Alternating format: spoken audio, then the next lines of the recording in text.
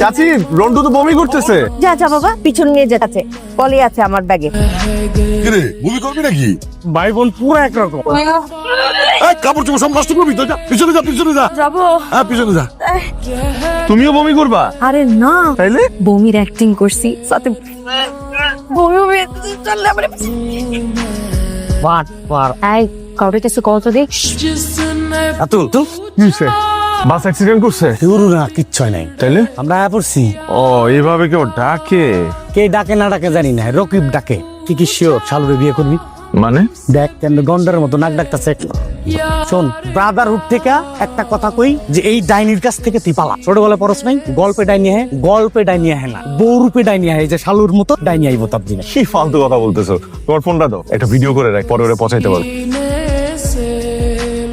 এই যে, দেখছস কইছিলাম না, ও ডাইনি, ওর উপরে জিন ভর করছে। এই ভাই, কোন উল্টাপাল্টা কথা কইবা না। কেমনে ছিলাম দুটলি কেন তুই? আমি শালু, আমি যা ইচ্ছা আমি করবো, তোর কি? আর একটু হইলে তো আমি স্টক করে মারা যেতাম। ভালোই হইতো, তুই মরলে আমি বাইসে যেতাম। এই তোমাদের ঝগড়া শেষ হলে চলো না, আমি মুরব্বীরা দাঁড়ায় আছি। ইয়া আল্লাহ, ফেলারছি আমরা। চলো চলো চলো চলো চলো। আপনারা তো চিনলাম না।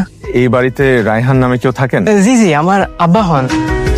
মাশাআল্লাহ, তুমি রায়হানের ছেলে? রোহান, জি বাবা। 28 বছর আগে আমার মেয়ে মরে গেছে। রায়হান, ওদের আমার বাড়ি থেকে বেরিয়ে যেতে বল। কেউ যেন এই বাড়ির চৌকাঠ পার হয়ে এক পাও না আসতে পারে। ভেতরে আন, ভেতরে আন, ভেতরে আন। আমার তুমি ঠিক আছো? তাই তো করতেছে না। আপনি কোনো চিন্তা করেন না, ডাক্তারের ব্যবস্থা করতেছি। এদিকে তাকাই দেখেন না। আম্মা, আম্মা চোখে কি হয়েছে? চোখ ব্যথা। ছাগল কেমন দিলাম, কয় বাড়ির চৌকাট পার হইতে দিবে না, এখন একেবারে বাড়ির ভিতরে হামদাইয়া গেছি। এই বাড়ির মানুষের স্বাভাবিক না করা পর্যন্ত আমি এই বিছনা ছাইরা উঠতেছি না। কেমন মানুষ বুঝি না, জানা নাই শোনা নাই, আন্ডারগ্রাউন্ড লইয়া আইসা উপস্থিত হয়ে গেছে। একবারে অসভ্য।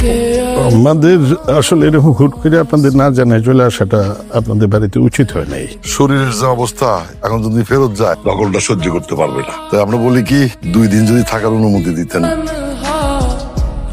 রায়হান, মার ঘর কোনটা?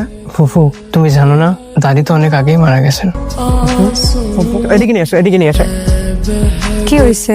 মন খারাপ? আমাদের এখানে আসাই উচিত হয় না শালু। এখন কেন খুঁজতেছো? তুমি মাকে দেখতেছো না, মা কতটা কষ্ট পাচ্ছে। কিন্তু এখানে না আসলে চাচি তো জানতেও পারতো না সোনার আম্মা নাই। না জানলেই হয়তো ভালো হতো। আমি আমার মাকে চিনি, আমি জানি সে আমাকে কত কষ্ট করে বড় করছে একার হাত। আমি আমার মাকে কখনো এত ভেঙে পড়তে দেখি নাই আগে।